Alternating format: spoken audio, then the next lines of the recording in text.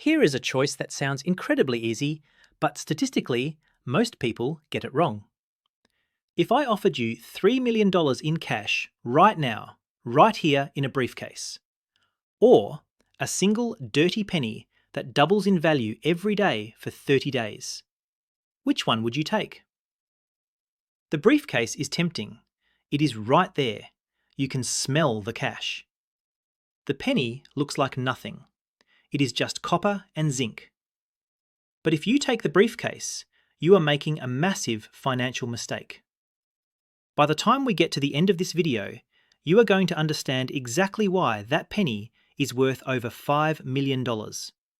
And more importantly, why your brain is biologically wired to ignore the math that creates that wealth. This isn't just a riddle.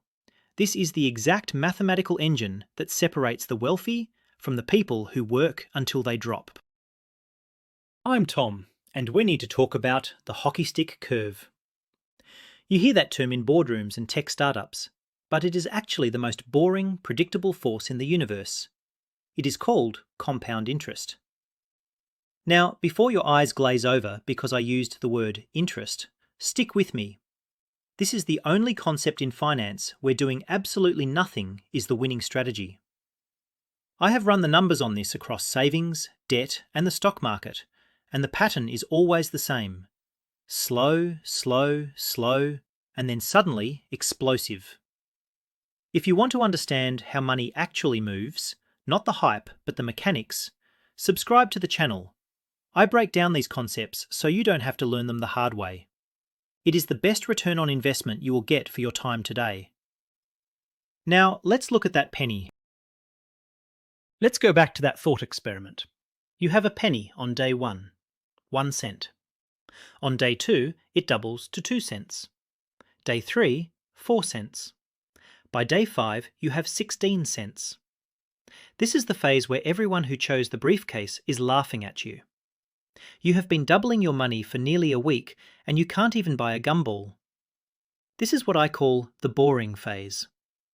By day 10, after doubling 10 times, you have $5.12. Think about that.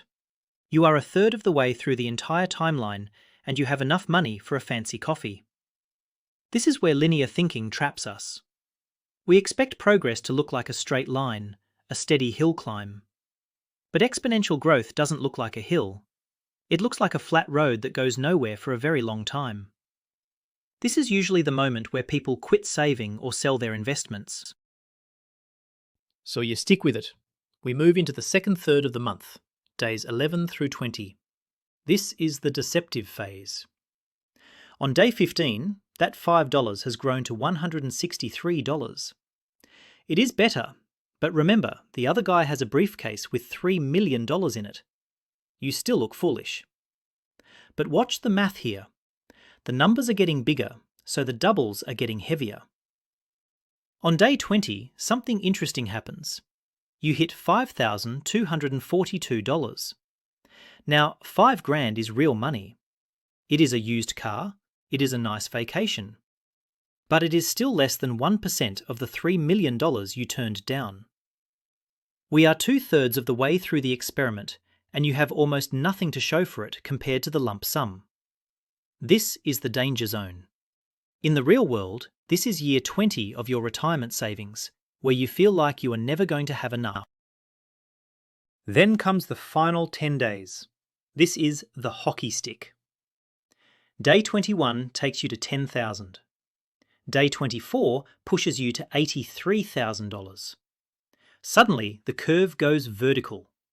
On day 28, just 4 days from the end, you cross the $1 million mark. You finally have $1 million. But watch this. Day 29 takes you to 2.6 million. And on the final day, day 30, your penny becomes $5,368,709. You beat the briefcase by over $2 million. Here is the crazy part. Nearly all of that growth happened in the last 4 days. If you had stopped at day 25, you would only have $300,000. The magic wasn't in the penny. The magic was in the duration. It was the waiting that created the wealth. Why is this so hard to visualize? I can tell you the numbers, and you can nod your head, but your gut instinct probably still screams, "Take the briefcase." That is because human brains evolved for linear problems. If I hunt 1 deer, I have food for a week. If I hunt 2 deer, I have food for 2 weeks. That is linear. 1 plus 1 equals 2. Compound interest is geometric. It is multiplying, not adding. We are literally not wired to intuitively grasp that 2 to the power of 30 is a billion.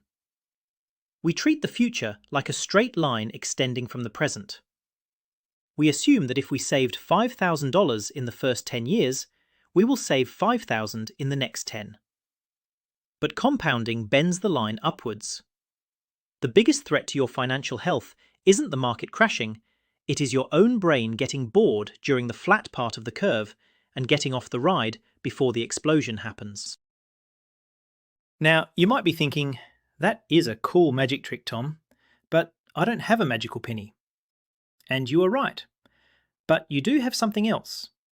You have the exact same mathematical force working in your life right now. And for about half of you listening, it is currently eating you alive. Conventional wisdom says, save money. I'm going to tell you that saving is useless if you don't understand the engine underneath it. Because that same exponential curve that builds millions can also guarantee you die broke. Let's look at the actual definition of compound interest and how the banks use it against you. Let's strip away the jargon. What actually is compound interest? Most people think it just means earning interest, but that is not quite right. That is simple interest. Simple interest is like a salary. You lend the bank $1,000 and they pay you $50 a year. 10 years later, you have made $500. The principal, your original $1,000, never changes. It is stagnant. Compound interest is different. It is interest on interest. It is like a snowball rolling down a hill. It picks up snow, gets bigger, and because it is bigger, it picks up even more snow on the next rotation. The definition from the CFPB is clear. You earn interest on both the money you saved and the interest you have already earned. Your money effectively has babies, and then those babies grow up and have their own babies. That is the compounding effect. For the math nerds in the room, and I know you are out there, the formula is A equals P times 1 plus R over N to the power of NT. Don't worry, I won't make you memorize that. Here is what matters. The P is your principal, your starting money. The R is the rate. But the superpower in that equation is the little t in the exponent. Time. Because t is an exponent, a power, it does the heavy lifting. If you double the money you put in, you get double the result. Linear. But if you double the time, you don't just get double the result, you get exponential results. That equation is the source code of wealth building. It is the proof that time in the market beats timing the market. The math doesn't care how smart you are. It only cares how long you stay in the equation. There is a hidden lever in that formula that banks love to play with. Frequency. That is the N variable. This determines how often the interest is added to the pot. If you have an investment that compounds annually, your interest waits a whole year to join the party. But what if it compounds monthly or daily? The more frequent the compounding, the faster the snowball grows. This is why high-yield savings accounts that compound daily are superior to bonds that might only pay out twice a year, even if the rates are similar. It is a subtle difference in the short term, maybe a few dollars, but over 30 years, daily compounding versus annual compounding can create a massive gap in your final net worth. It is a detail that looks like fine print, but acts like jet fuel. So, how do we apply this? You aren't getting 100% daily returns like the penny example. That is fantasy. But the stock market historically returns about 7 to 10% per year on average. That doesn't sound like a doubling penny, but the shape of the curve is identical. It just takes years instead of days. If you invest $10,000 at 7%, in 10 years it doubles. In 20 years, it quadruples. In 40 years, it is 16 times your original money. The penny doubling isn't just a story about getting rich quick. It is a compressed time-lapse of a 40-year career. The boring phase is your 20s and 30s. The explosion phase is your 50s and 60s. The math holds up, provided you don't interrupt it. But here is the catch. This math is completely blind. It doesn't care if it is making you rich or making you homeless. It just multiplies numbers. And right now, millions of people are on the wrong side of this equation. If you think earning 7% in the market is good, consider that most credit cards charge 20 to 25%. This is the anti-penny. This is where the hockey stick hits you in the face. Let's talk about how debt uses this exact same snowball effect to ensure you never leave the starting line. When you carry a balance on a credit card, the bank charges you interest. If you don't pay that interest off immediately, it gets added to your balance. The next month, the bank charges you interest on your original debt, plus interest on the interest they just charged you. It is the definition of compound interest, weaponized against you. Albert Einstein reportedly called compound interest the eighth wonder of the world. He said, "He who understands it earns it. He who doesn't pays it." Credit card debt is the price you pay for not understanding the curve. Because the rates are so high, often 20% or more, the doubling time is terrifyingly short. Your debt can double in just 3 or 4 years if left alone. It creates a hole that gets deeper faster than you can fill it. Let's run the numbers on the minimum payment scam. Let's say you owe $10,000 on a card with a 20% interest rate. The bank graciously allows you to pay a minimum of, say, 2% of the balance. That feels manageable. It feels like relief. But if you only make that minimum payment, do you know how long it will take to pay off? Over 25 years. And in that time, you will pay over $14,000 in interest alone. You paid back the original 10 grand, and then you bought the bank a small car just for the privilege of holding their money. The math of the minimum payment is designed specifically to keep you hovering in the flat part of the curve, where the balance never really goes down, but the interest keeps generating revenue for the lender. You are the penny that doubles for them. The psychological danger here is the mirror image of the savings problem. In savings, the boring phase makes you want to quit because you don't see results. In debt, the slow growth of the balance makes you complacent. You see the balance go from $1,000 to $1,020 and think, that is not so bad. You don't see the hockey stick looming. You don't see that in 5 years, that unchecked interest will consume your entire paycheck. We ignore the small leaks because they are small. But compound interest turns small leaks into floods. If you have high-interest debt, you are swimming upstream against a current that accelerates every single day. You cannot outsave a 20% debt interest rate with a 7% market return.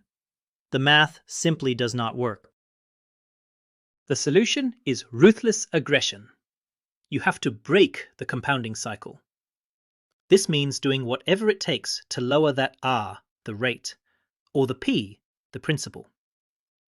If you have credit card debt, your hair should be on fire. Every dollar you use to pay down that principal is a guaranteed, tax-free 20% return on your money. You will never find an investment that good in the stock market. Paying off debt is the best investment you can make because it stops the reverse compounding. You have to stop the snowball before it becomes an avalanche. Once the debt is gone, you can flip the switch and let the math start working for you again.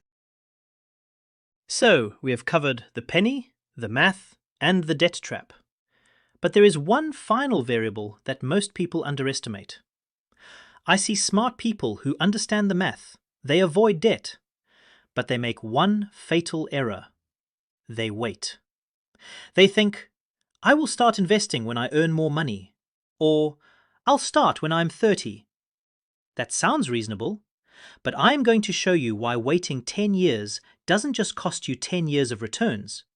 It costs you half your wealth. The cost of procrastination is infinitely more expensive than you think. Let's look at two people, Sarah and Mike. Sarah starts investing at age 25. She puts in $5,000 a year for just 10 years, and then she stops completely. She never adds another dime. Mike is the procrastinator. He waits until age 35 to start. But Mike is diligent. He puts in $5,000 a year from age 35 all the way to age 65. He saves for 30 years straight. Sarah only saved for 10. Who has more money at retirement? Assuming an 8% return, Sarah wins. She has more money, even though Mike invested 3 times as much cash. Sarah's money had those extra 10 years to compound at the end. Her pennies hit the day 30 doubling phase, while Mike's money ran out of time. This is the hardest lesson in finance. You can always earn more money, but you cannot buy more time. This is what financial planners call the cost of delay. Every year you wait to start, you aren't just losing the interest for that year. You are losing the interest that year's interest would have earned for the next 40 years. If you delay investing $5,000 this year, at 8% growth, you aren't just keeping $5,000 in your pocket. You are robbing your future self of over $100,000. That is the future value of that single year's contribution. When you look at it that way, spending that money on a car or a trip today feels a lot more expensive. You are paying for it with your retirement. The earlier dollars are the most valuable soldiers in your army because they have the longest time to fight for you. I share this not to make you feel guilty if you are starting late. If you are 40 or 50, you can't go back and be 25. Regret is not a financial strategy. The best time to plant a tree was 20 years ago. The second best time is today. The math of compounding works at any age. It just requires more capital the later you start. But for the younger viewers, or those of you advising your kids, this is the golden ticket. The pain of saving small amounts in your 20s is nothing compared to the massive lifting you have to do in your 50s to catch up. The penny doubling story tells us that the end is where the magic happens, but the beginning is where the setup happens. You cannot have day 30 without surviving day 1 through day 29. So, visualize that hockey stick curve one last time. Picture the flat line. That is the valley of disappointment. It is where you are working hard, saving money, and seeing barely any results. It feels pointless. It feels like the system is broken. But it isn't. You are just in the early days of the penny doubling. You are laying the foundation. The people who get rich are the ones who can endure the flat line without losing faith in the math. They understand that the vertical spike is coming, as long as they don't interrupt the process. Compound interest rewards patience and consistency above intellect. You don't have to be a genius to get rich. You just have to be stubborn. You have to be the person who holds onto the penny. Compound interest is the snowball. It is the hockey stick. It is the force that turns pennies into millions and debts into disasters. The rules are simple. Rule 1, start early. Rule 2, avoid high-interest debt like the plague. And Rule 3, be patient during the boring phase. That is it. That is the whole game. If you found this breakdown helpful, If it helped you visualize why your savings account looks the way it does, do me a favor. Hit the like button. It helps the algorithm compound the reach of this video. And in the comments, let me know, are you in the boring phase, or are you starting to see the curve bend? I read every comment because I want to know where you are on the timeline. Thanks for watching. Keep stacking those pennies, and I'll talk to you soon.